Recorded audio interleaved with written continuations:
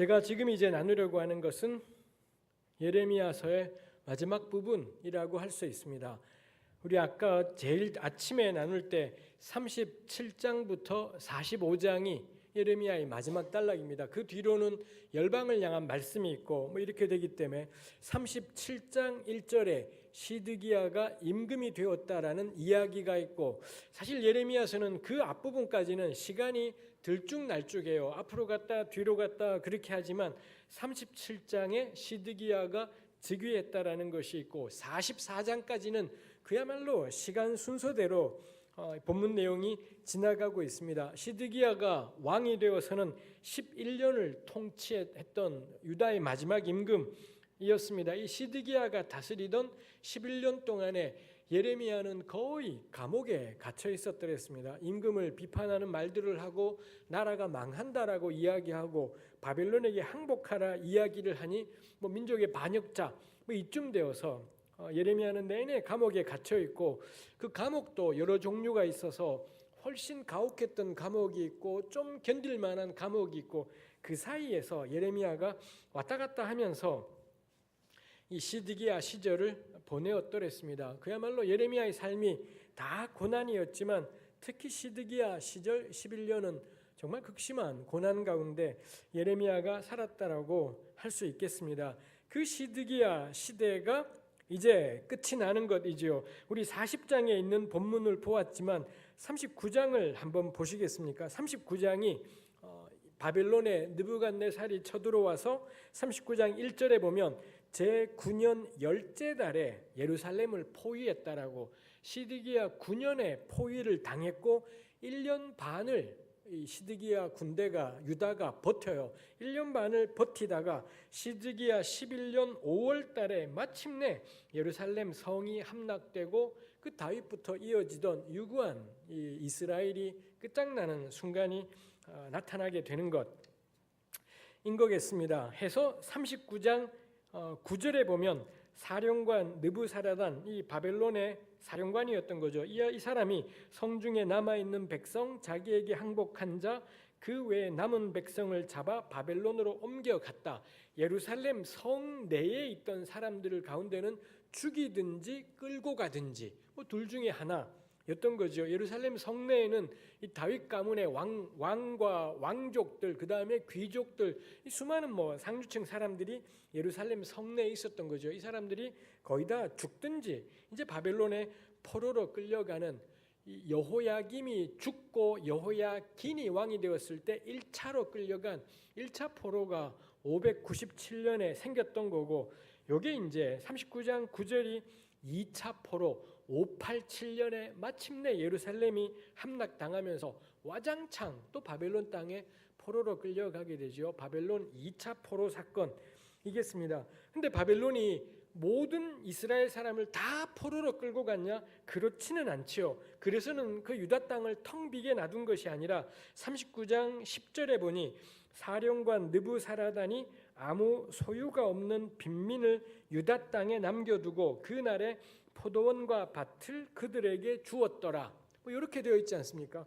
이 바벨론이 전부 잡아간 게 아니라 예루살렘에서 저항하던 사람들은 죽이든지 끌고 가든지 했던 것인 거고요. 다른 사람들 같은 경우에는 남겨둔 사람이 있더라라는 것입니다. 왜 남겨두겠습니까? 그냥 이 땅을 무주공산으로 만들어버리면 황폐해지고 도적대 세상이 되겠지만 여기도 행정을 만들어 놓는 겁니다. 총독도 세우고 행정체제를 갖추어 놓고 그래야지 그 땅에서 일상생활이 영유가 되면서 바벨론으로서는 세금을 얼마라도 거둬야 되는 일이지 않겠습니까? 그러니 멸망시키고 황폐하게 만드는 것이 아니라 남아있는 사람들이 있게 하고 그 다음에 행정체제를 갖추어 두어서는 세금을 거두는 것이죠. 그렇게 했을 때 그 남겨둔 사람의 대표가 누구인가 하면 그게 우리 그달랴라는 사람입니다. 40장 5절에 보면 그런 내용이 있습니다. 바벨론의 왕이 유다 성읍들을 맞도록 세운 사반의 손자 아히감의 아들 그달랴. 우리 개혁 성경이 그달랴라고 했지만 정확하게는 그달랴라고 하는 게 좋은 것 같아요. 이게 원래 발음이기 때문에 성경의 다른 곳에는 그달랴라고 되어 있는데 여기만 그달랴라고 되어 있지만 저는 굳이 그달랴 하겠습니다. 여기는 그달랴, 한글은 그달랴이지만 이 그달랴를 바벨론이 총독으로 세우고 그리고는 요 땅을 행정을 맡아 하도록 뭐 이렇게 했던 것이더라라는 것입니다. 근데 이 사반을 그달랴를 소개하기를 사반의 손자 아히감의 아들 그달랴 이렇게 되어 있지 않습니까? 그럼 그 다음에 우리가 해볼 수 있는 게 역시 검색인 거죠. 왜 검색을 해보는가 하면 왜 하필이면 바벨론이 그달랴라는 사람을 우리 듣보잡이지 않습니까? 지금까지 영 모르던 사람인데 왜 그달랴를 총독으로 세운 거지 싶은 거죠. 그래서 검색을 해보면 사반이란 인물이 예레미야에도 나오고 열왕기 하에도 나옵니다. 우리 맨 처음에 요시야 13년에 예레미야가 사역을 시작했다 그랬지 않습니까?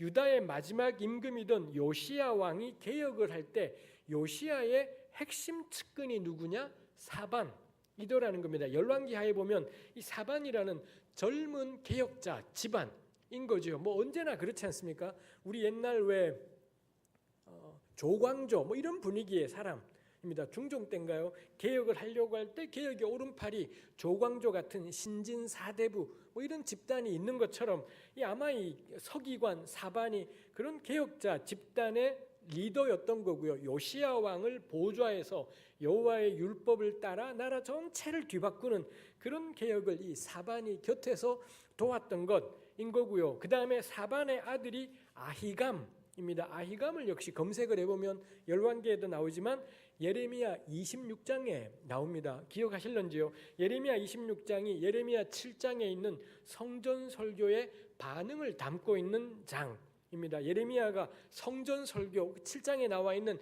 그런 설교를 하자 사람들이 다 몰려와서는 예레미야를 죽여라 했을 때 한사코 예레미야를 보호하면서 이 무리들에게 죽지 않도록 예레미야를 지키고 보호하고 빼돌린 사람이 누구냐? 아히감, 사반의 아들 아히감이 예레미야를 빼돌렸더라. 뭐 이런 내용이 예레미야 26장에 나오는 것을 볼 수 있습니다. 이 집안이 괜찮은 집안인 겁니다. 그 아버지 사반은 요시야 개혁의 핵심 인물이었던 거고 그 아들 아히감은 어떻게든 예레미야를 지키고 보호하려는 그러니 당시에 예레미야를 대부분의 사람이 싫어하고 반대하고 적대했지만 지지 세력도 있었던 것이죠. 이 아히감 가문 같은 이런 젊은 집단들이 있어서는 예레미야를 지지하고 그 말씀에 귀를 기울이고 이랬던 사람인 겁니다. 사실 제가 이야기하지 않고 넘어가 버렸습니다만 예레미야서 자체가 예레미야를 좋아하고 지지했던 서기관 바룩, 우리 45장에 이 사람 이름이 나와 있습니다만 바룩이라는 사람이 45장에도 있고 36장에도 있습니다. 예레미야가 하는 말을 받아 적어요. 예레미야가 자신에게 있었던 하나님 말씀과 사건들을 이야기하면 바룩이 받아 적고 그렇게 해서 바룩이 받아 적은 걸 임금한테 갖다 줬더니 임금이 그 여호야김 임금이 이걸 다 찢어버리고 불태워버리고 뭐 이런 내용이 있습니다. 그러자 하나님이 다시 적어라 해서는 예레미야가 다시 이야기하고 바룩이 받아 적었더라. 뭐 그런 게 36장에 있고 45장에도 있습니다. 서기관 바룩이나 이 서기관 아히감처럼 이런 아주 소수의 사람들이지만 예레미야를 지지하고 그가 하나님이 보내신 사람이다라는 걸 깨닫고 이 물심양면으로 도왔던 사람들이 있구나 싶은 것입니다. 그리고 그의 아들이 누구냐? 그달랴라는 거지요. 그럼 우리가 짐작이 되는 겁니다. 이 그달랴라는 사람은 할아버지 때부터 개혁과 연관되었던 사람인 거고 그리고 아버지 아히감이 예레미야를 살리려고 했던 것 이것도 보았을 거고요. 그런 점에서 이 그달랴라는 사람은 친 예레미야적인 예레미야를 좋아하고 그의 말에 귀를 기울이던 그런 인물이 그달랴였겠구나라는 것입니다.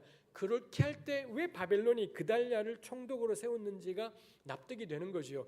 예레미야가 시드기야 시대 때 내내 외쳤던 것이 항복해라 였지 않습니까? 항복해라라는 걸 외쳤기 때문에 시드기야로서는 열받을 이야기였지만 바벨론으로서는 자기들에게 순순히 항복하고 이렇게 전하니 이 바벨론으로서는 예레미야가 자기 쪽 사람이라고 생각을 하는 것이었지 않겠습니까? 바벨론에 대해서 우호적인 시각을 가졌다라고, 친바벨론 인사라고 예레미야를 생각했을 거고요. 그랬을 때 예레미야와 가까운 사이였던 그달랴라는 사람, 이 사람은 이제 행정 정치하는 사람이었으니 그 그달랴를 이 남아있는 사람들의 총독으로 세웠겠다 싶은 것이지요. 그런 점에서 우리가 그달랴 체제를 이해할 만하다 싶은 것입니다. 한 가지 우리가 짚고 갈 것이, 바벨론은 예레미야를 친바벨론 인사라고 생각을 했을 거고요. 시드기야 같은 사람은 바벨론에 항복하라는 예레미야의 말을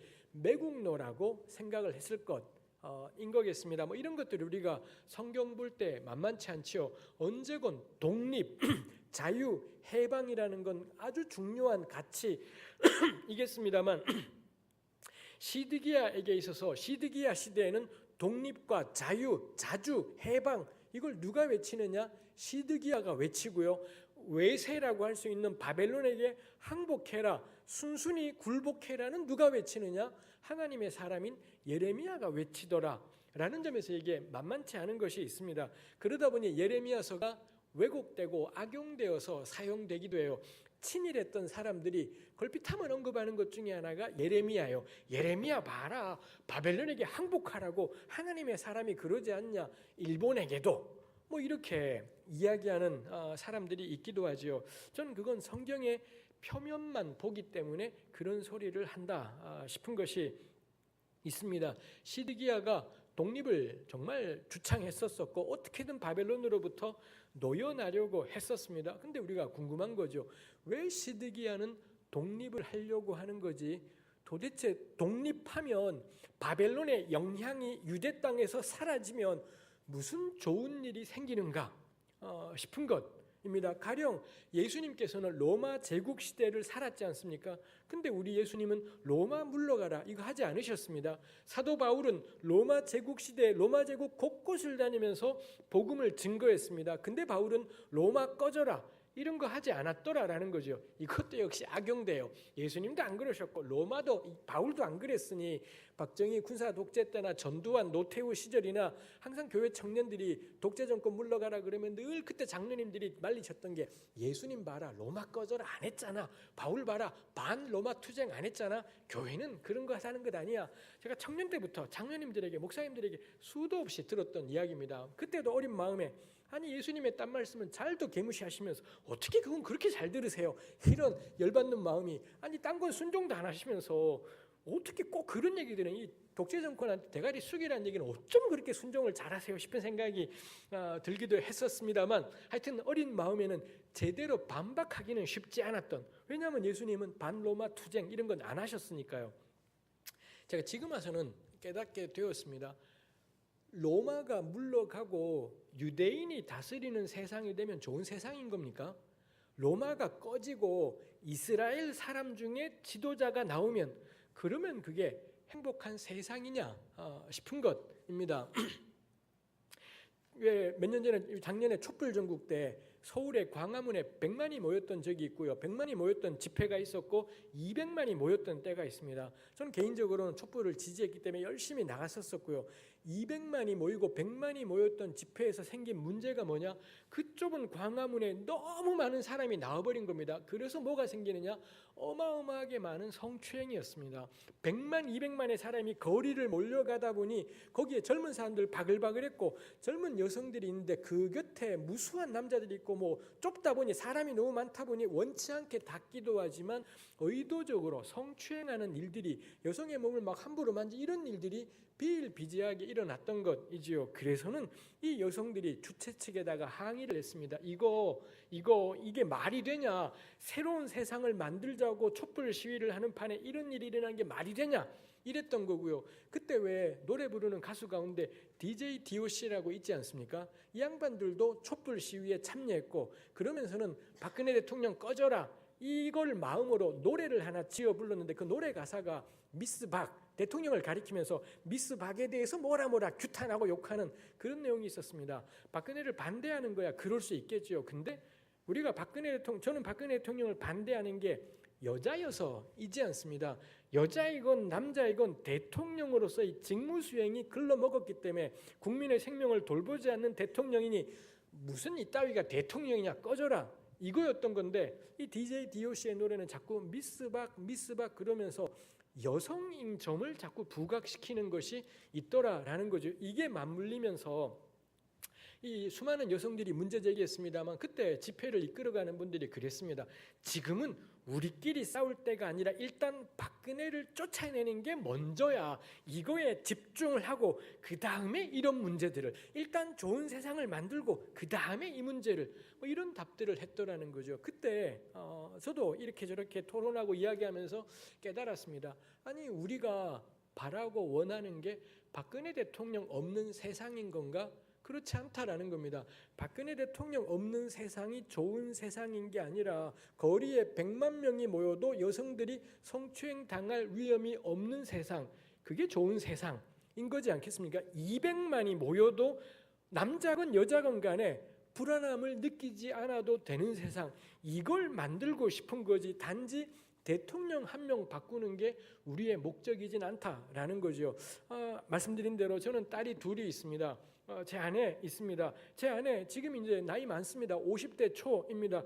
근데도 제 아내도 그렇고 제 딸들도 그렇고 밤에 10시나 11시에 집에 돌아온다면은 무조건 대한민국의 모든 여성들은 밤늦은 시각에 돌아올 때 혹시라도 성폭행 당하지 않을까, 성추행 당하지 않을까, 그 공포와 두려움은 모든 여성들에게 다 있더라라는 것입니다. 형제님들은요, 전 지금까지 살면서 밤 12시에 집에 혼자 걸어가면서 성폭행 당할 두려움, 성희롱 당할 두려움은 한 번도 느껴본 적이 없었습니다. 우리가 만들고 싶은 세상은 대통령이 문재인으로 바뀐 세상이지 않습니다.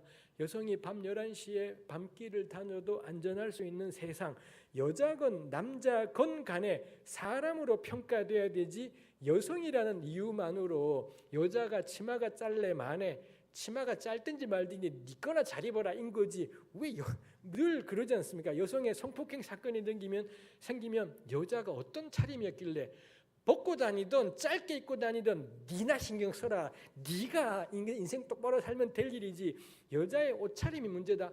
절대. 제가 딸들을 키우면서 깨달았습니다. 얘네가 중학교를 가더니 교복 입지 않습니까? 맨날 아침마다 얘네들 엄마하고 싸우는 게 얘네 엄마가 치마 좀 내려라 해요. 안 그래도 치마가 무릎 정도인데 얘가 어느새 살살살 말더니 이게 무릎으로부터 솔찬히 올라가 있는 겁니다. 아니 너 왜 그러냐, 내려라 그러고 얘가 내리는 것 같다가 어느새 올라가 있어요. 제가 이 딸들을 보면 깨달았습니다. 그럼 우리 아이들이 짧은 치마를 입어서 남자들을 성적으로 흥분시켜서 유혹하는 이런 애들이냐? 전혀 그렇지 않습니다. 너 왜 그렇게 입고 다냐? 유일한 이유가 뭐냐? 예뻐서예요. 제복이에 예뻐 보여서 그렇게 입는 것입니다. 근데 우리 사회는 자매들이 짧은 치마 입었다, 성적인 거라고 생각해요.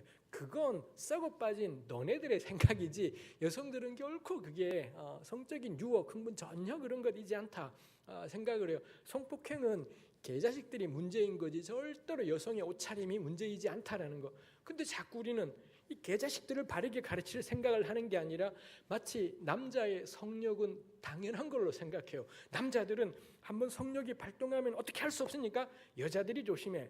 한번 발동하면 어떻게 할 수 없는 존재를 남자라고 부르지 않아요. 전문용어로 개자식이라고 부르는 것 이지 않겠습니까? 이게 문제지. 아이들을, 집에 있는 남자아이들을 뒤지게 패서 그걸 가르쳐야 되지 여자의 옷차림 단속하게 하는 세상은 끔찍한 세상, 전 지옥 같은 세상이다라고 생각을 합니다. 그러자 제가 깨닫게 된 거죠. 왜 예수님이 로마에 반대하지 않나요? 로마 황제가 없어지면 좋은 세상이 되나요? 로마 황제가 아니라 유대인이 왕이면 좋은 세상이 되나요? 그것이지 않습니다. 누가 왕이건 누가 지도자이건 간에 사람들이 어떤 삶을 누리며 살아가는지 그게 예수께서 전하신 거고, 바울이 온 힘을 다해서 로마 제국 전체를 다니면서 전했던 세상, 로마 제국의 그 문화 속에서 새로운 세상, 새로운 공동체, 새로운 교회, 이게 이 바울이 만들고 예수께서 만들어 가신 세상, 이다 싶은 것입니다. 전 예레미야가 바벨론에게 항복하라라는 게 외세를 지지해서냐 외세를 의지해서냐 절대 그렇지 않다이지요. 아까 나누었지만 46장에서 51장이 열방 말씀이지 않습니까? 그 열방이 이스라엘을 둘러싼 여러 나라들을 향한 심판 선포인데 그 가운데 마지막 50장, 51장 두 개의 장이 다루고 있는 게 바벨론에 대한 심판 선포예요. 바벨론은 박살이 날 거다라고 이런 선포가 50, 51. 당시 바벨론은 세계 최강의 나라인 겁니다. 어마어마한 지금 미국, 중국하고는 비교가 안 되는 겁니다. 근데 예레미야 50, 51장은 그 바벨론이 바다에 깊숙이 돌을 묶어 던져버린 종이가 다시 못 떠오르듯이 바벨론은 다시 못 일어날 거다. 그게 51장 가장 마지막에 나와 있는 내용이에요. 전 개인적으로 촛불을 들 수도 있겠고 또 달리 생각해서 태극기를 흔들 수도 있겠다 싶어요. 절대 납득이 안 되는 건 뭐냐? 성적이 흔드는 것입니다.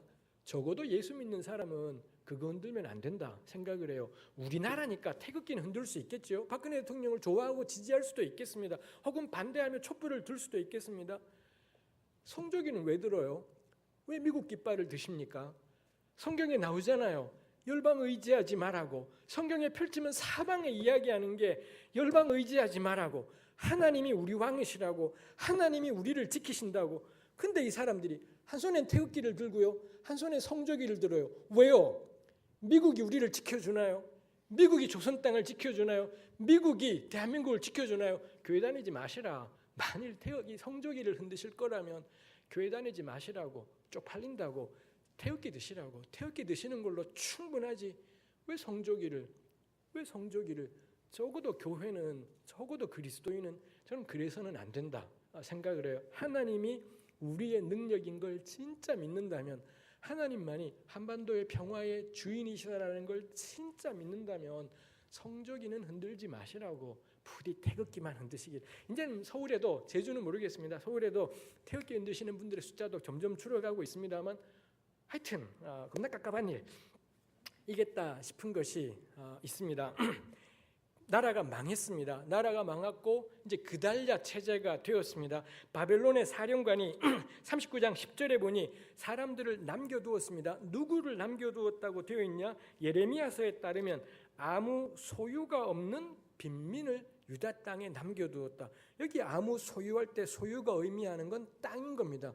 원래 모든 이스라엘은 일정 정도의 땅을 다 분배받았잖아요. 여호수아서에 보면 그러지 않습니까? 기업을 나누어 준 게 있습니다. 근데 살다가 보니 가난 때문에 땅을 진작에 말아먹어 버린 거고요. 아마도 그런 사람들이 예루살렘 성 안에는 살지 못하고 바깥에 존재했던 것 같습니다. 이 나라가 망했습니다. 그리고 예루살렘 성 사람들은 다 잡혀가거나 죽었어요. 근데 바벨론은 뜻밖에도 이 점령군이 진주에 오더니 그 땅을 나누어주되, 포도원과 밭을 나누어주되, 이거 딱 뻔하죠. 무상 분배, 토지를 무상으로 분배한 겁니다. 누구한테 나눠주었느냐? 아무 소유가 없는 가난한 자들. 얼마나 긴 세월 동안 땅이 없는 채 살았을까요? 하여튼 땅 없던 가난한 자들에게 무상으로 이 바벨론이 토지를 재분배하는 이런 엄청난 일이 생긴 겁니다. 이 아무 소유가 없던 빈민 입장에서 생각해 보는 겁니다. 그놈의 다윗의 후예가 임금으로 존재하던 시절에, 그놈의 예루살렘 성전이 존재하던 시절에 이 사람들은 아무 땅이 없는 가난뱅이였었습니다. 아무리 열심히 살려고 해도 땅이 없기 때문에, 그러다 보니 계속해서 소작만 하고 임금 받으면서 일하고 계속 그러다 보니 나라 사는 게 너무 힘들었습니다. 근데 그 다윗이 사라져 버렸어요. 시드기야라는 다윗의 후손이 사라져 버렸고요. 나라가 망해 버렸습니다. 근데 생긴 건 뭐냐? 땅이 생겼어요. 그럼 우리가 묻게 되는 거죠. 나라라는 게 왜 필요한 거지? 도대체 나라가 있어서 무슨 유익이 있다? 이 가난한 사람들에게는 다윗의 후예가 통치하는 동안에는 한 뼘의 땅도 없이 너무 고통스러운 삶을 살았는데, 그놈의 다윗이 사라지고 그놈의 성전이 박살이 나고 나라가 사라졌어요. 그러자 땅이 생겼습니다. 이거 예레미야서 본문은 겁나 담담하지 않습니까? 우리한테 묻는 겁니다. 나라가 어디다 써먹기 위해서 나라가 필요한 거냐라는 거죠. 제가 한국 땅에 살면서 쫄깃하게 봐왔던 게 충효였습니다. 나라의 충성, 부모의 효도였습니다. 나라가 있고 내가 있지. 줄기차게 들어왔던 이야기였었습니다. 전 이제 생각이 바뀌었습니다. 나라가 있고 국민이 있고 그렇지 않습니다. 국민이 있기 때문에 나라가 있는 겁니다. 나라를 위해 국민이 존재하는 것이 아니라 국민을 지키느라고 나라가 있는 것. 이게 저는 오히려 성경이 말하는 가치이겠다 싶은 것이 있습니다. 한 사람 한 사람들의 국민들을, 이 가난한 사람들을 지켜내라고 나라가 있는 거고 권력이 존재하는 것인 겁니다. 근데 이 권력들이 이 국민들을 가벼이 여기고 함부로 여기고 이 국민들의 삶이 처참한 지경 가운데 있는데도 권력은 아무런 문제 없이 존재해요. 이딴 거 나라이지 않다라는 게, 하나님은 얼마든지 그런 나라를 몇 번이고 부셔버리시고 무너뜨리시고 없애버리시고 뭐 이런 일들이 일어나더라라는 겁니다. 아무 소용 없는 빈민들에게 다윗의 나라가 사라지고 나니 땅이 생겼더라. 이 엄청난 역설이 있습니다. 저는 이게 예레미야가 꿈꾸고 소망했던 세상일 거다 싶은 거죠. 다윗의 후예가 존재해서 행복한 게 아니라 이 아무 소용 없는 빈민들이 행복할 때 행복한 것, 이겠더라 싶은 것이 있습니다. 이 토지 무상 분배 뭐 이런 일이 있었어요. 그리고 느부갓네살 왕이 우리 39장 11절에 보면 예레미야를 감옥에서 석방시켜라 뭐 이런 내용이 이어져요. 이것도 역설이잖아요. 시드기야라는 그 이름 속에 우리 성경에 등장하는 인물들의 이름에 가장 끝에 야가 오면 이게 여호와의 줄임말입니다. 앞부분에 있는 여호라든지 뒤에 있는 야는 다 하나님의 이름이에요. 그래서 시드기야는 여호와는 나의 공의, 여호와는 나의 의로움, 겁나 멋진 이름. 가령 뭐 주님은 나의 의. 바울이 줄기차게 외친 게 이 하나님의 의이지 않습니까? 바울을 연상시키는 이름이 시드기야인데, 이 왕이 줄기차게 하나님을 거역했던 왕이지만 그 시드기야, 하나님이 나의 의라는 시드기야가 통치하는 동안 예레미야는 내내 감옥이었습니다. 근데 그 시드기야가 쫓겨났어요. 예레미야가 어떻게 되느냐? 석방되더라. 석방되어서 자유의 몸이 되더라라는 겁니다. 다시 묻게 돼요. 나라가 무슨 필요가 있다? 도대체 나라는 왜 존재하는 거지? 자꾸 국민을 보고 나라 위에 살래요. 아니 이게 말이 되냐? 나라가 국민을 위해야지. 거기 나라로 상징되는 건 정부인 거겠죠. 정부가 국민을 위해야지. 자꾸 국민 보고 정부 섬기라고 하지 말라고. 정부가, 권력이, 대통령이 국민의 종인 거지, 국민을 대통령의 종으로 생각해서는 이건 틀린 나라 이겠다 싶은 거죠. 느부갓네살이, 바벨론이 예레미야를 석방시키더니 제안을 하는 겁니다. 너 어떻게 할래? 두 가지가 너희 앞에 있다. 1번, 우리랑 같이 바벨론으로 간다. 우리가 너 잘 챙겨줄게. 2번, 이 땅에 남아서 그달랴와 함께 이 땅 백성들과 함께 남는다. 이 둘 중에 어느 거 할래? 너 마음대로 결정해라. 이 바벨론이 예레미야에게 굉장한 호의를, 자기들 사람이라고 생각했기 때문에 굉장한 호의를 베푸는 거죠. 예레미야는 알았습니다. 예레미야 그 앞에 29장 이런 데 가면 바벨론에 끌려간 포로가 정통성이 있어요. 그렇게 끌려간 포로들을 통해 그 포로의 후손 가운데 다시 돌아오게 되고 그들을 통해 하나님의 역사가 이루어진다. 이거 예레미야가 이미 선포했던 말씀입니다. 그래서는 이 땅에 남아있는 자보다는 끌려간 자들을 통해 하나님의 역사가 계속 이어질 거다.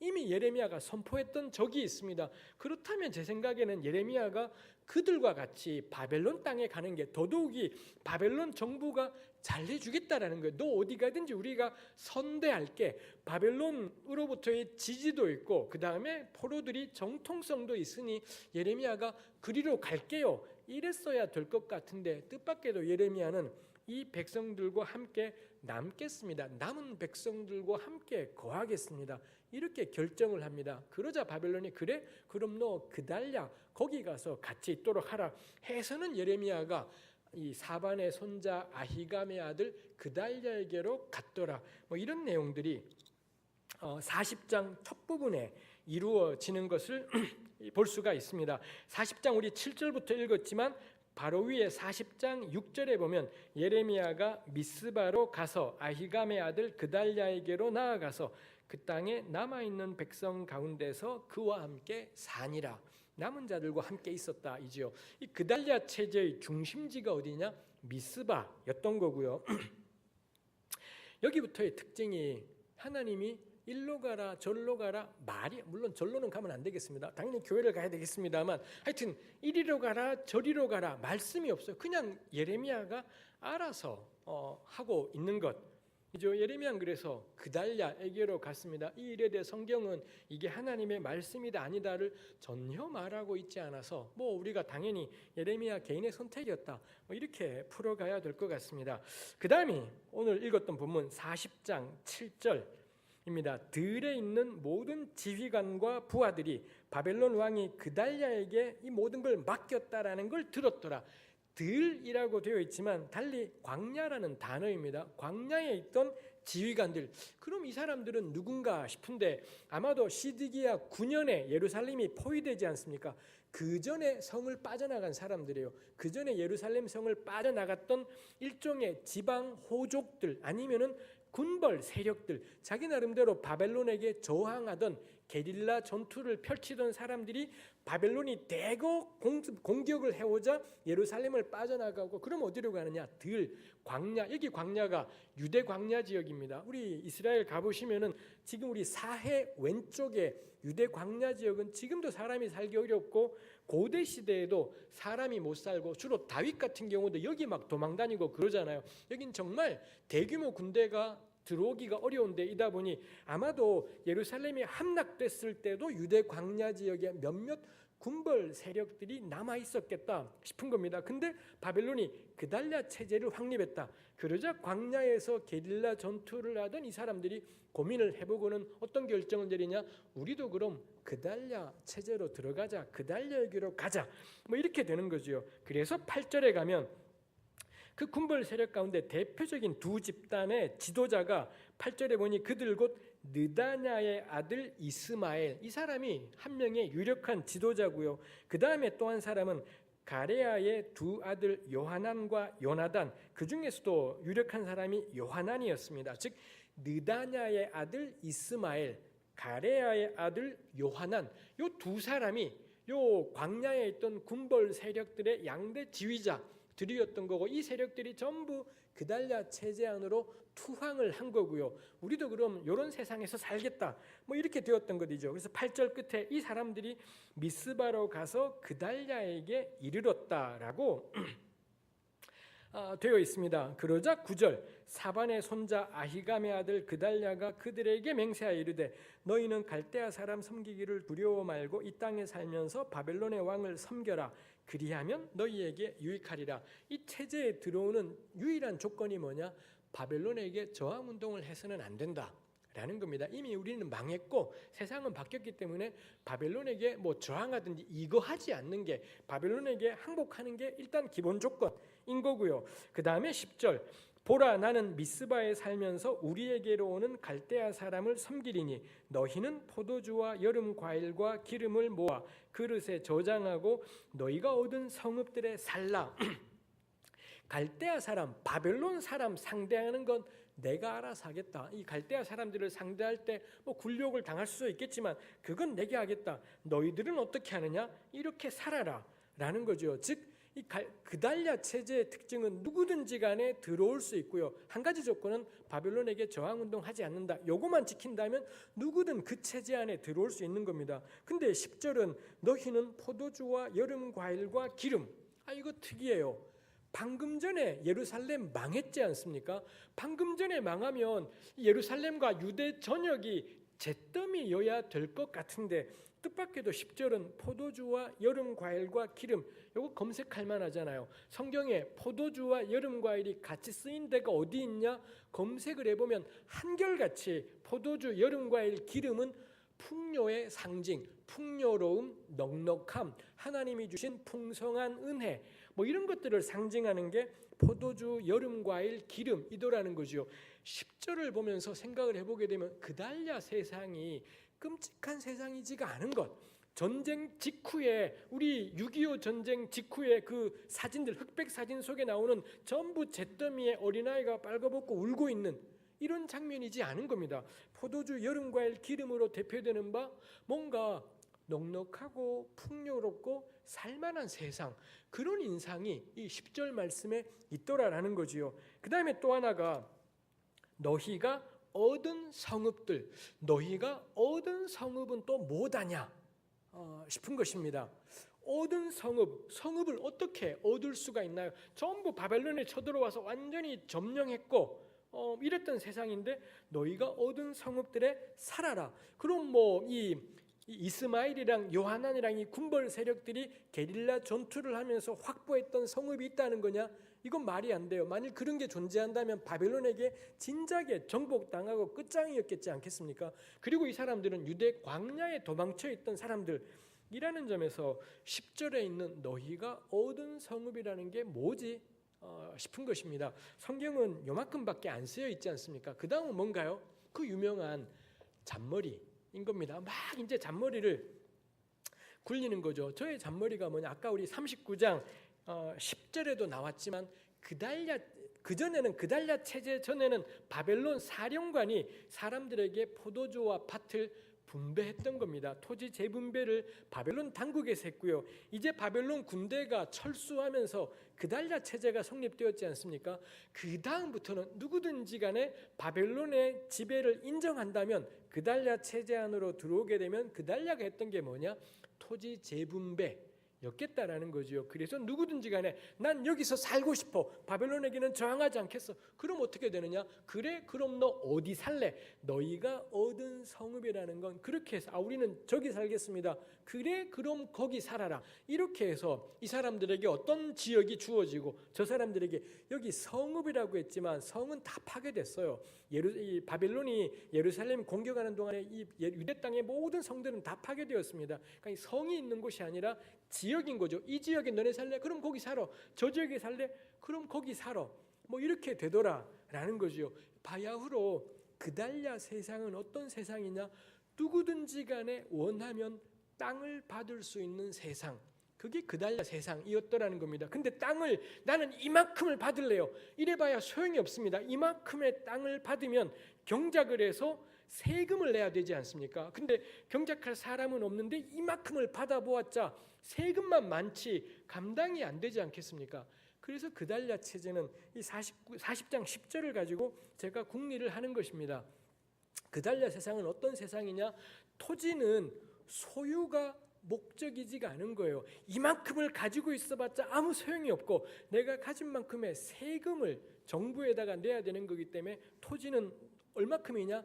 이용할 수 있는 만큼, 내가 사용할 수 있는 만큼을 신청하지 않게 나는 요만큼의 땅을 주세요. 그러면 식구가 요만큼이면 요만큼을 받아서 경작해서 세금 얼마 내고 나머지 자신들이 가지고 먹고 살면 되는 것이지 않겠습니까?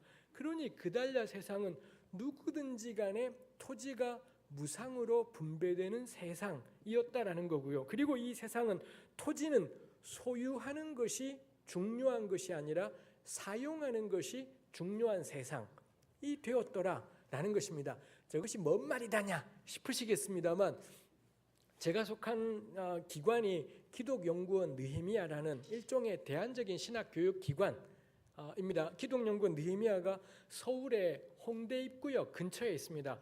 홍대 입구 들어보셨습니까?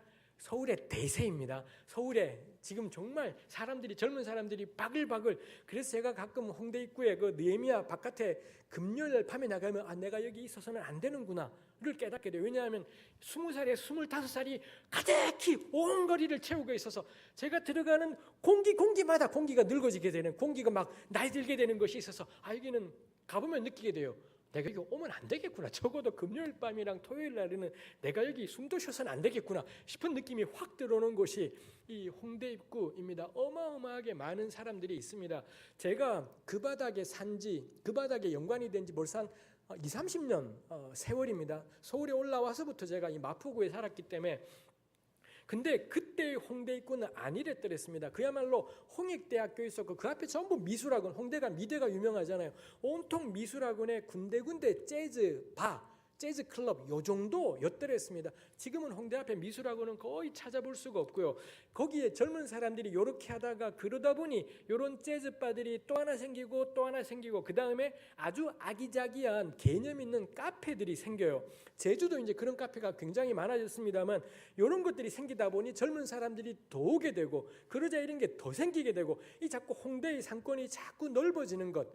입니다. 그러다 보니 뭐가 생기느냐? 임대료가 올라가요. 임대료가 2년 계약할 때마다 턱없이 올라가 버리니 이 개념이 있는 조그만 카페들이 더 뒤로 물러가서 이러다 보니 이제 이 홍대 상권이 엄청나게 넓어졌습니다. 뭐 동교동에서부터 이 합정, 망원, 서교동, 연남동 엄청난 것이 홍대 나와바리 뭐 이렇게 되었습니다. 제가 이걸 보면서 느끼는 게 홍대 문화를 번성시킨 게 뭐냐? 젊은 사람들의 개념 있는 카페, 재즈 클럽 이런 거였었습니다. 근데 지금은 거기에 다 누가 있냐? 이런 것들은 다 외곽으로 다 나가 버렸습니다. 임대료가 너무 비싸서 이건 임대료를 누가 감당할 수 있냐? 스타벅스라든지 커피빈이라든지 이런 브랜드 대형 커피숍들 외에는 살기가 쉽지 않아 져버린 것이더라라는 것입니다. 제가 보면서 기가 막히는 게 그 홍대 바닥에 건물 가진 분들이 있습니다. 아주 중요한 것에 건물을 딱 가지고 있는 겁니다. 그분들은 온 힘을 다해서 뭐 하느냐?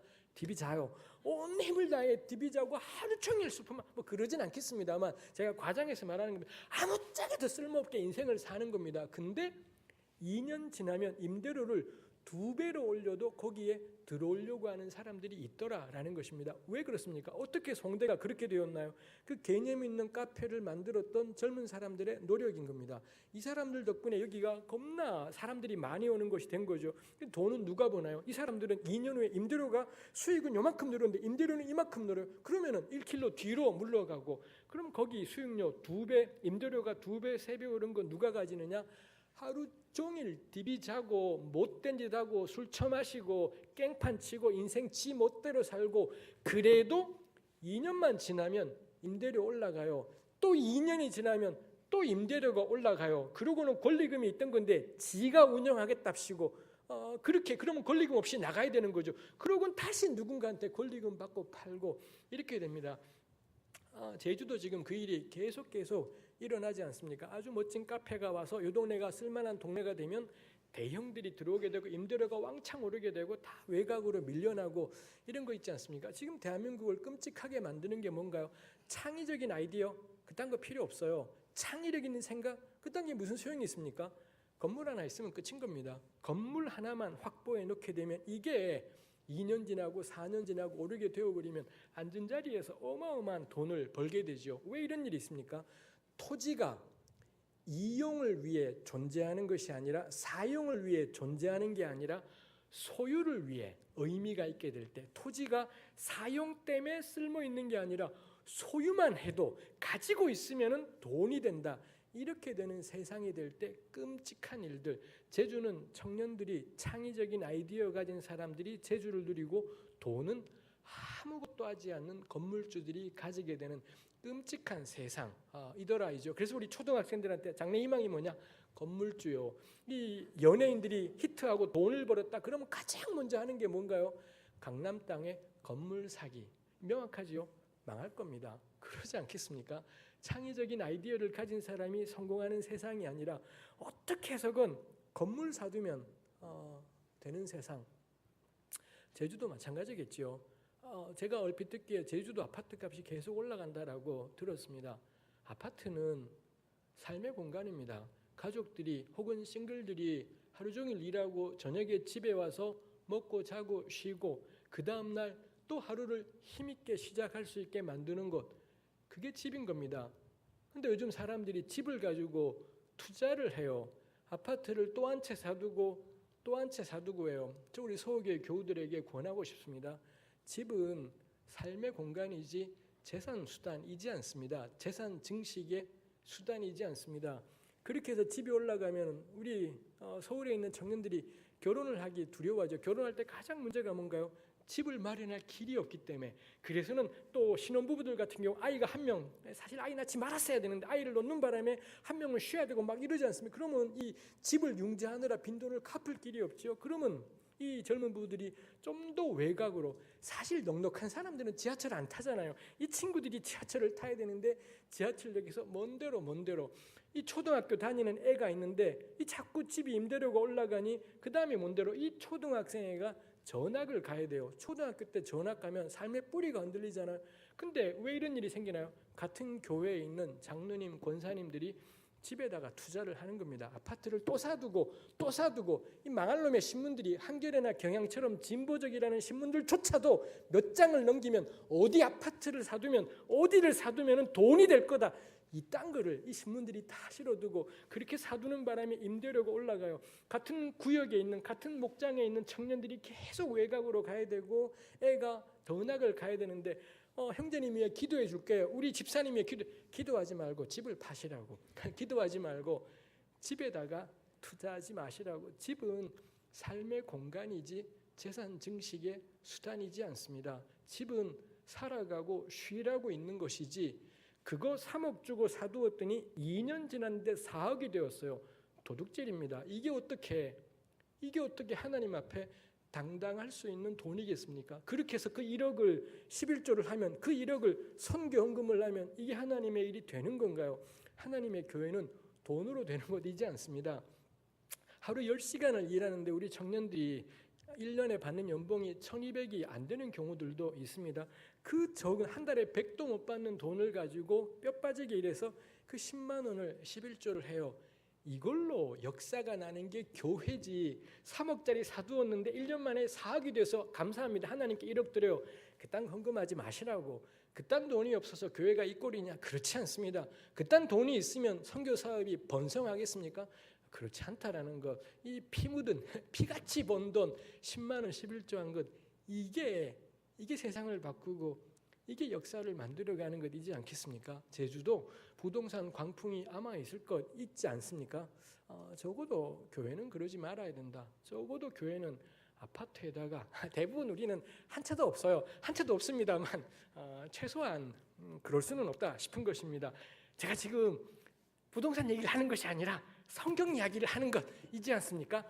그달랴 세상이 어떤 세상이었느냐? 너희가 얻은 성읍들, 요 표현을 가지고 들으시면서 느끼면서 저 양반이 그 표현 하나 가지고 별소리를 다 하네 싶으시겠습니다만, 어떻게 성읍들을 얻을 수가 있지? 누구는 간에 신청하면 땅이 주어졌던 거구나. 그럼 그 땅을 잔뜩 받으면 좋겠네. 근데 잔뜩 받으면 세금을 왕창 내게 되기 때문에 감당이 안 돼요. 그럼 어떻게 하느냐? 감당할 수 있을 만큼, 경작할 수 있을 만큼. 땅은 경작하는 사람의 것인 거구나. 땅은 소유의 목적이 있는 것이 아니라 사용의 목적이 있구나라는 게 명확하게 드러나는, 그게 어디냐? 그달랴 세상이었다라는 겁니다. 제가 다시 깨닫게 되는 게, 나라가 망했어요, 왕창 끌려갔어요, 겁나 잿빛 우울할 것 같은데 안 우울해요. 하나도 우울하지 않고 포도주, 여름과일, 실과로 대표되는 이 풍성함, 이 여유로움이 그달랴 세상에 있더라는 거죠. 이것뿐만이지 않습니다. 11절에 모압과 암몬 자손 중과 에돔과 모든 지방에 있는 유다 사람도 이 소식을 들었고요. 12절, 그 모든 유다 사람이 쫓겨났던 각처에서 돌아왔다. 쫓겨나다니, 언제 쫓겨냈지? 언제 이 사람들을 쫓아낸 적이 있던가? 쫓아낸 적 없습니다. 예레미야서에도 열왕기 하에도 바벨론이 들어와서는 너네는 꺼져, 쫓아냈던 적은 없더라라는 거죠. 그럼 예레미야가 왜 이렇게 표현하는 걸까 할 때, 이사야서도 그렇고 예레미야도 아모스에도 하나님께서 역사하셔서 회복되는 날이 온다. 지금은 심판을 당하지만 심판 이후에 회복이 온다. 회복된 세상의 상징이 뭐냐면 쫓겨났던 유대인들이 다시 돌아오게 된다. 이거 지금도 이스라엘이 기다리고 있습니다. 히브리 말로 알리야라고 해서 유대인들이, 전 세계에 있던 유대인들이 예루살렘으로 다시 돌아오게 될 때 어떤 근본적인 변화가 있다. 지금도 유대인들이 이걸 기대하는 사람들이 있기도 합니다만 우리 성경에 계속 그런 표현들이 있는 거죠. 저는 의도적으로 예레미야서에서 11절, 12절에 이런 표현을 쫓겨났던 각처에서 돌아왔다라고 썼다라고 생각을 해요. 지금 이 본문은 이 그달랴 세상이 마치 심판 이후에 오게 될 영광스러운 그날이기라도 한 것처럼 사방에 쫓겨났던 이스라엘이 다시 돌아오게 된다. 이런 표현들을 의도적으로 쓰고 있는 거죠. 그렇게 와서는 뭐 하나요? 이 12절에 보니 미스바에 사는 그달랴에게 이르러 포도주와 여름 과일을 심히 많이 모으니라. 그냥 앙상하게 주었다가 아니라 심히 많이 포도주와 여름 과일을 모았더라. 명백히 예레미야서는 그달랴 세상을 해방된 세상이라고 보고 있는 겁니다. 영광의 나라, 새로운 세상, 이 흩어진 유대인들이 다시 돌아오게 되고 임금 같은 것은 필요 없이 누구든 원하면 땅이 분배되고 마음껏 경작하며 살아갈 수 있고 누구든 포도주와 여름 과일을 심히 많이 모으며 살아갈 수 있는 세상, 그런 세상이라고 이 예레미야서는 그달랴 세상을 표현하고 있는 것이 있더라라는 것입니다. 해서 제가 예레미야서를 책도 썼고 강의도 여러 번 합니다만 제가 개인적으로 예레미야서에서 제일 좋아하는 본문이 여기이기도 해요. 멸망이 끝이 아니구나. 나라가 망했다라고 해서 나라가 망하면 끝장날 줄 알았는데 끝장이지 않은 겁니다. 권력자들은 끝장이에요. 이런 대단한 사람들은 다 끝장났습니다. 다 죽든지 잡혀가야 되는지 했었습니다. 근데 이게 모든 사람에게 끝장이냐? 그렇지 않아요. 아무 소유가 없는 빈민들에게는 땅이 생겼습니다. 그리고 누구든지 간에 이 체제로 가면 땅을 분배받을 수가 있고 마음껏 경작하며 살 수 있는 세상이더라는 겁니다. 그러고 보니까 생각이 나는 거예요. 왜 시드기야는 독립을 끝까지 이야기했을까? 왜 안 망하게 하려고 애를 썼을까? 시드기야가 진짜 관심이 있었던 건 나라이지 않았을 거다.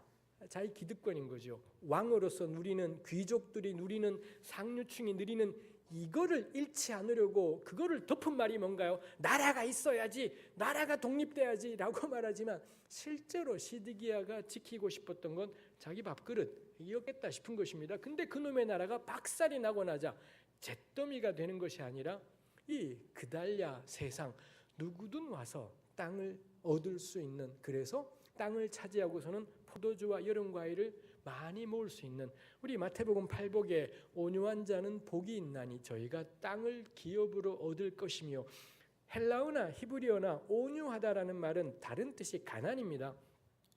이 구약적인 사고방식이에요. 어떻게 온유와 가난이 한 단어일 수가 있지? 이거 우리 묵상거리이지 않겠습니까? 그래서 온유한 자는 달리 번역하면 가난한 자는 복이 있나니 저희가 땅을 기업으로 얻을 것이며, 이 말씀이 그대로 이루어진 것이 저는 이 그달랴 세상이겠다 싶은 것입니다.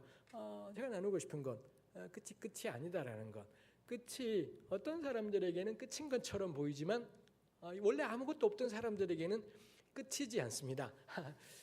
우리는 어떨까요? 우리 만일 이런 일이 일어난다면 우리는 이게 끝으로 여겨질까요? 새로운 세상에 참여하는 것으로 여기게 될까요? 이 복음은 모든 사람의 것이지 않습니다.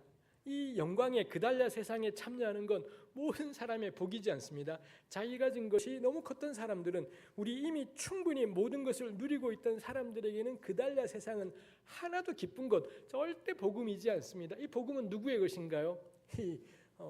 아무것도 없던 사람들, 하나님 외에는 비빌 언덕이 없던 사람들, 그야말로 하늘만 바라보고 살았던 사람들, 그 사람에게 복음인 거고요. 그렇지 않은 사람들에겐 절대로 복음이지가 않죠. 지금 우리한테도 저는 마찬가지겠다 싶습니다. 그달랴 세상의 특징이 뭔가요? 오래 가지 않는다라는 것입니다.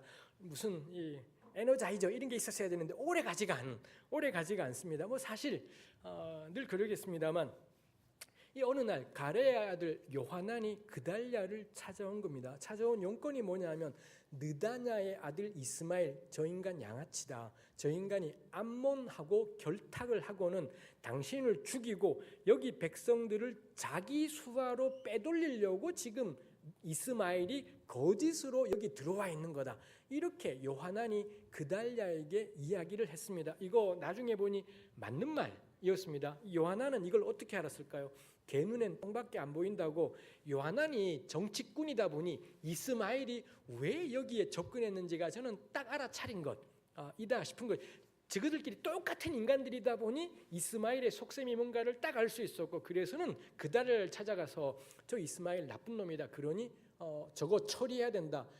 그달랴가 그럴 수 없다고 하자. 그럼 나한테 맡겨라. 내가 너 손에 피 묻힐 것 없다. 내가 이스마엘 처리할게. 근데 그달랴가 이걸 받아들이지 않습니다. 40장 16절에 보면 그렇게 하지 마라. 너가 이스마엘에 대해 한 말은 진정이 아니라 옳지 않은 말이다. 이렇게 이 그달랴가 하지 말라고 했고요. 근데 41장에 가면 결국 이스마엘이 찾아와서 그달랴에게 독대를 신청하고요. 그래서 그달랴는 아무 의심 없이 독대를 했고 그 자리에서 이 이스마엘이 그달랴를 암살해버리고 이 멋지던 그달랴 세상이 끝장이 나버립니다. 이거 뒤에 내용하고 견주어 보면 대략 한 5년 갔던 세상 같습니다. 5년 정도 존재하다가 결국에는 끝장이 나고 맙니다. 제가 이제 그 다음에 또 잔머리를 굴리는 겁니다. 왜 그달랴는 이스마엘을 이 요하난의 말을 왜 안 믿었을까? 요하난이 찾아와서 이스마엘 저 양아치니까 조심해라 그러는데 왜 그달랴는 안 믿고 이랬던 것입니다. 그래서 언젠가 제가 이 예레미야 이런 부분이 설교되는 경우는 거의 없지만 제 평생에 딱 한 번 어떤 목사님이 설교하는 걸 들은 적이 있습니다. 그때 그분이 설교하시기를 우리 그리스도인들은 뱀처럼 지혜롭고 비둘기같이 순결해야 되는데 그달랴가 너무 순진했다고. 이 정치꾼들의 이런 음모와 모략이 있는데 그달랴는 이스마엘은 절대 그러지 않을 거야. 뭐 이랬던 것인 겁니다. 삶을 너무 순진하게 보았기 때문에 그만 이 멋진 세상이 끝난 거다. 이렇게 설교하시는 걸 제가 한번 들은 적이 있습니다. 뭐 납득이 되는 말이었습니다. 그렇지만 머리로는 납득이 되었고요. 심정적으로는 열이 받는 겁니다. 왜냐하면 제가 평생에 들었던 말이 목사님 너무 순진해. 이런 이야기를 제가 평생에 듣다 보니 순진한 게 못돼서 그래 너 이런 생각이 있다 보니 순진한 게 죄인가? 순진한 게 나쁜가? 싶은 생각이 저에게 드는 겁니다. 그러고는 그 뱀처럼 지혜롭고 비둘기같이 순결하고를 다시 보는 것입니다. 사실 그 본문은 마태복음 10장입니다. 예수님이 제자들을 이제 파송하시면서 내가 너희를 보내는 게 이리떼 가운데 양을 보내는 것 같다고. 그러니 너희는 뱀처럼 지혜롭고 비둘기같이 순결하라. 우리 보통 이 말씀이 비둘기같이는 순결하지만 어떤 때는 뱀처럼 지혜롭게 대처해야 된다고 이렇게 생각하잖아요. 근데 예수님이 정작 그 말씀하시고 그 다음에 10장에 그 다음에 나오는 내용이 뭐냐? 제자들이 가는 곳마다 잡혀가고 끌려가고 매맞고 그러더라는 거죠. 뱀처럼 지혜로운 거 우리 상식대로라면 안 잡혀가야 되잖아요. 안 끌려가야 되는데 계속 잡혀가고 끌려가고 그러더라 라는 것입니다. 그 점에서 예수께서 말씀하신 뱀처럼 지혜롭고는 그런 의미이지 않다 생각을 해요. 사실 우리네 교회는 요 구절을 언제 쓰느냐? 비둘기의 순결 말할 때 쓰지 않습니다. 늘 언제 권면하느냐? 저같이 겁나 순진하게 나이브한 사람들 보고 비둘기같이 순결이 아니라 뱀처럼 지혜로워야 돼. 제 평생에 저한테 그런 말씀 해주시는 분들마다 제가 보니 뱀처럼 지혜로워야 되는데 뱀처럼 지혜롭긴 그냥 이미 충분히 뱀이시라고. 이미 당신은 충분히 우리들의 착각이 뭐냐면 비둘기의 순결은 기본적으로 해결이 됐고요. 이미 우리는 순결하고 근데 우리도 뱀처럼 지혜로워야 되는데 그렇지 않습니다. 벌써 우리 선생님은 충분히 뱀이십니다. 선생님의 과제는 비둘기의 순결이지. 근데 우리 교회의 착각입니다. 그리스도인들이 개신교 교인들이 세상에 욕먹는 유일한 이유가 뭔가요? 비둘기같이 순결해서 욕먹나요? 절대 그렇지 않습니다. 뱀보다 더한 놈들이라서 뱀보다 더하게 교활하고 눈꼽마치 손해보지 않고 그 이득은 쏙쏙 빼가고 뭐 일만 있으면 교회로 달려가고 직장일에 불성실하고 이것 때문에 이기적이라서 욕먹지 비둘기같이 순결하다고 교인들이 욕먹는 경우는 거의 존재하지 않는다고. 전 솔직히 말해서 교인이라면 비둘기같이 순결하다는 이유로 욕먹는 게 맞지 않겠습니까? 뱀처럼 지혜로워질 게 아니라 원칙적으로는 비둘기의 순결 때문에 욕을 먹어야 되는데 우리네 교회는 이미 전혀 비둘기이지도 않은데 자기들이 뱀처럼 지혜로워야 된다고 이미 충분히 뱀이다 싶은 것이 있습니다. 마태복음 10장의 의미는 그런 것이지도 않습니다. 거기에 뱀의 지혜라 했는데 계속 고난과 핍박이 있더라는 거죠. 그럼 그 말씀의 의미가 뭐겠습니까? 십자가가 진리라는 걸 믿는 게 지혜인 겁니다. 잔머리가 지혜가 아니라 여기서 말하는 잔머리는 자기 모면하고 손해 안 보고 희생 안 보는 것 이게 지혜인 것이 아니라 십자가가 진리인 줄을 믿는 것, 고난이야말로 생명의 길인 줄을 믿는 것. 우리 주위에 그런 분들이 있다면 정말 그분들에게 해줄 말이 뭔가요? 당신 진짜 지혜롭다고. 쏙쏙 빠져서 책임은 안 지고 누리기만 하는 게 지혜로운 게 아니라 남들 다 절대 그 길로 안 갈 텐데 근데 그 십자가의 길을 걸어가요. 자기 순종의 길을, 자기 희생의 길을 걸어가더라는 겁니다. 그 사람한테 우리가 해줄 수 있는 말이 뭔가요? 우리 형제님 진짜 지혜로우시다고. 이게 지혜, 십자가야말로 우리 지혜의 자랑이고 상징, 이지 않겠습니까? 해서 저는 뱀의 지혜 비둘기의 순교에는 절대 쏙쏙 빠지지 않겠다 싶습니다. 해서 저의 결론은 좀 그달랴가 괜찮다 생각을 해요. 속아라. 차라리 이거 대처에서는 요하난을 동원해서 이스마엘을 제거하고 뭐 그렇게 해서라도 그달랴 체제가 좀 더 길면 가나안 백성들에게 유익이지 않냐 뭐 이렇게 말할지도 모르겠습니다. 이것도 타당하다 싶습니다. 근데 저로서는 여전히 저는 심정적으로 차라리 교회는 그달랴처럼 너무 정치꾼처럼 생난리법석을 떨기보단 저는 이 그달랴와 같은 게 그 이스마엘을 믿어주는 게 오히려 이 어리석어 보이는 길이 오히려 더 교회가 걸어가야 될 길이지 않을까 싶은 것입니다. 손해는 견뎌라 괜찮다 싶은 거죠. 견디지 말아야 될 건 뭔가요? 불의에 대해서. 불의는 붙어 싸워야 되는 거고 불이익은 참는 겁니다. 근데 우리 대부분은 그렇지 않지요.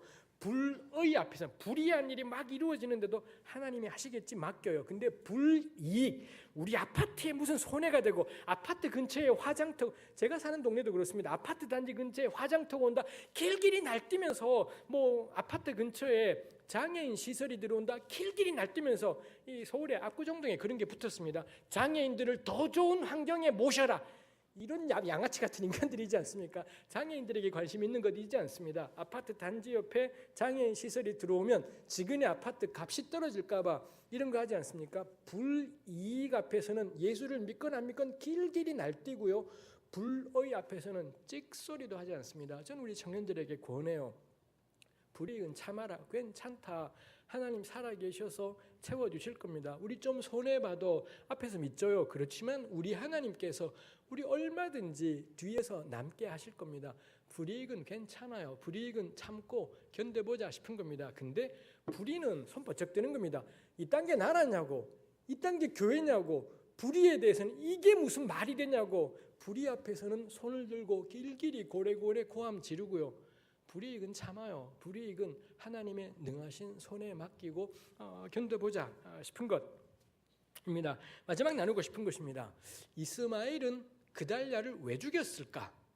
라는 것입니다. 41장 1절에 보면 1절에 일곱째 달에 왕의 종친 엘리사마의 손자 느다냐의 아들로서 왕의 장관인 이스마엘이 10사람과 함께 미스바로 가서 그달랴한테 가서 떡 먹다가 죽였더라. 뭐 이렇게 내용이 나와 있습니다.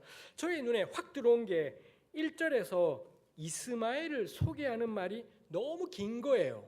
그러지 않습니까? 지금까지 등장인물들 이렇게 소개 안 했어요. 그냥 아버지 이름 가레의 아들 요하난 이 정도지 않습니까? 근데 1절에서는 왕의 종친 엘리사마의 손자 느다냐의 아들 왕의 장관, 왜 이렇게 이스마엘을 뻑적지근하게 소개하는 거지 싶은 거고요. 그 다음에 여기 왕이라는 게 누구를 가리키는 거냐 싶은 겁니다. 앞에 내용을 보면 그리고 뒤에도 그렇고 이스마엘이 암몬의 왕과 결탁되어 있는 게 있습니다. 그래서 어떤 주석들은 이스마엘이 암몬 왕가의 사람일 거다 뭐 이렇게 추측을 하기도 해요.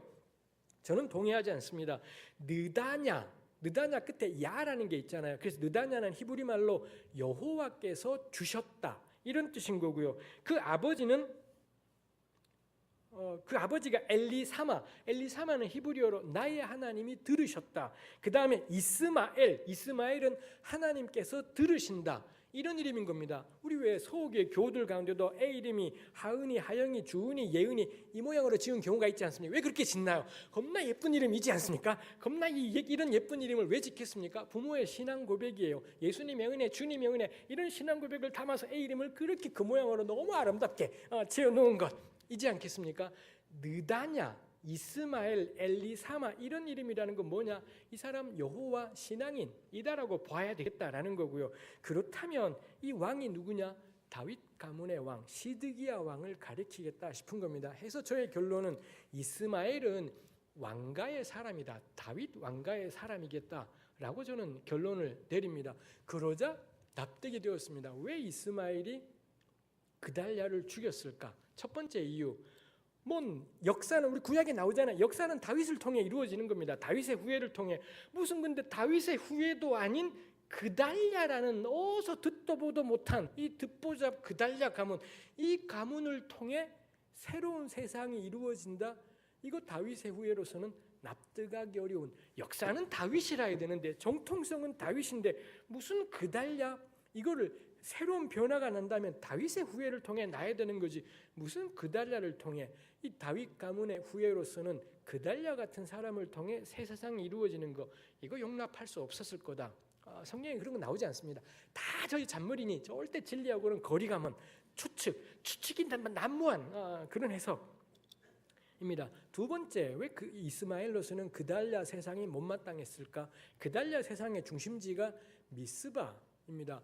이스라엘의 중심은 어딘가요? 죽었다 깨나도 예루살렘이지 않습니까? 미스바라니, 예루살렘은 다윗부터 시작한 도시가 예루살렘입니다. 미스바는 성경에 어디 나오나요? 사무엘상. 사무엘이 미스바에서 구국 기도회를 하고 물을 붓고 뭐 이랬지 않습니까? 즉 왕이 없던 시절을 상징하는 것이 미스바였다라는 거죠. 근데 그달랴가 미스바에서 새로운 세상을 만들어가는 겁니다.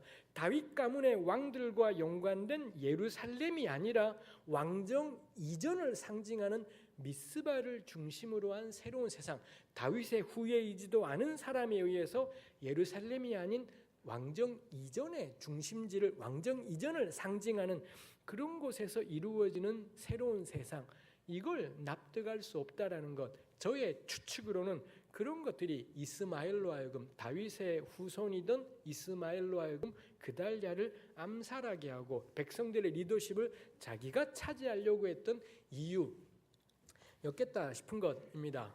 결론입니다. 뭐가 다윗이람 싶은 거지요. 즉 아버지가 다윗이면 다윗이냐라는 거지요. 그래서 예레미야서는 우리에게, 예레미야서 마지막 부분의 특징이 뭐냐면 가치 판단이 없어요. 옳다 그르다가 없이 그냥 사건들을 쭉 나열하고 있는 것입니다. 그걸 통해서는 독자들에게 묻는다 싶어요.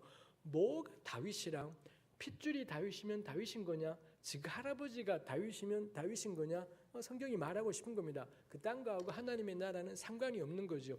즉 아버지가 다윗이라서 다윗의 세상인 것이 아니라 이루어지는 일이, 이런 일이 이루어질 때 그게 다윗이다 라는 거죠. 핏줄이 결정하는 게 아니라 일이, 삶이, 행동이, 실천이, 이게 다윗이면 다윗인 거지 핏줄이 다윗이라고 해서 다윗이지 않다는 것. 오늘 우리로 치면 예수께서 뭐라 하셨습니까? 누가 아브라함의 자손이냐? 돌들로도 아브라함의 자손을 만들 수 있습니다. 누가 아브라함의 자손인가요? 아브라함의 삶을 사는 자가. 오늘 우리는 뭘까요? 누가 예수 믿는 사람인가요? 입술로 예수께서 내 구주시라 무의미한 것. 저는 늘 묻고 싶어요. 예수님이 구주시라는 게 그게 무슨 뜻이에요? 예수께서 나의 왕이 되신다라는 게 그게 우리 삶의 무슨 뜻인가라는 거죠. 그런 고백을 하는 사람이 그리스도인인 것이 아니라 그런 고백으로 살아가는 사람이 그리스도인이다라는 것. 예수 믿으면 구원받는 것이 아니라 예수 믿는 삶을 사는 자가 하나님의 나라를 누리게 된다라는 것. 그게 저는 성경이 우리에게 일러주는 바라고 생각을 합니다. 마지막 한 가지, 예레미야의 특징, 단 한 번의 기적이 여기에 소개되어 있지 않습니다. 예레미야가 감옥에 갇혔습니다. 근데 감옥이 너무 힘들었었습니다. 보통은 왜 우리 그렇잖아요. 예레미야급 정도면 그냥 이런데 딱 가부좌 틀고 앉아서 하나님 말씀 복 있는 자는 여호와의 악인의 꾀를 좇지 이렇게 살아야 되는 겁니다. 근데 예레미야는 안 그래요. 나중에 시드기야가 찾아와서 뭐라 이야기하자 답을 해주면서 곧바로 예레미야가 따라붙여 말하는 게 나 여기서 좀 옮겨달라 해서는 거기서 나와서 좀 괜찮은 감옥으로 옮겼더라. 뭐 그런 내용이 있습니다. 이 양반이 그다지 막 꿋꿋하게 절대로 목에 칼이 들어와도 끄떡하지 않고 고난이 닥쳐도 개의치 않고 그런 것이 아니라 계속 불평하면서 원망하면서 너무 힘든 감옥에서는 어쩔 줄 몰라하고 좀 더 쉬운 감옥으로 옮겨가고 그러더라는 거죠. 단 한 번의 기적도 없이 하나님이 함께 하셔서 고난이 괜찮은 게 아니라 하나님이 함께 하시는데 고난이 너무 힘든, 너무 고통스러움들을 적나라하게 느끼면서 기적 한 번 일어나지 않은 것이, 단 한 번의 초자연적인 기적이 없는 게 예레미야서의 특징. 특히 37장부터 44장까지는 단 한 번의 초자연적인 기적이 없이 그냥 이런 사건들이 벌어지더라라는 것입니다. 우리 때로 너무 아프거나 병원에서 어떻게 할 수 없는 병을 겪게 되었을 때, 우리나 우리 주위 사람이 겪게 되었을 때 하나님의 능한 손을 의지하게 되고 실제로 하나님이 놀랍게 고쳐주시는 적이 있지요. 그렇지만 이거 평범하지 흔하지 않습니다. 일생에 한 번 경험할까 말까일 겁니다. 저나 우리 교우들이나 우리 평생은 기적 없는 삶인 겁니다. 기적이라고는 한 번도 일어나지 않는. 그런데 예레미야서를 보면서 생각하게 되는 거죠. 절대로 기적이 기독교 신앙의 본질이진 않다고. 그게 본질이면 예레미야는 꽝인 것이지 않겠습니까? 우리도 마찬가지지 않겠습니까? 진짜는 뭔가요? 어떻게 예레미야는 이렇게 기적 한 번 없이 이 극심한 40년 고난의 삶을 한결같이 걸어갈 수가 있었을까?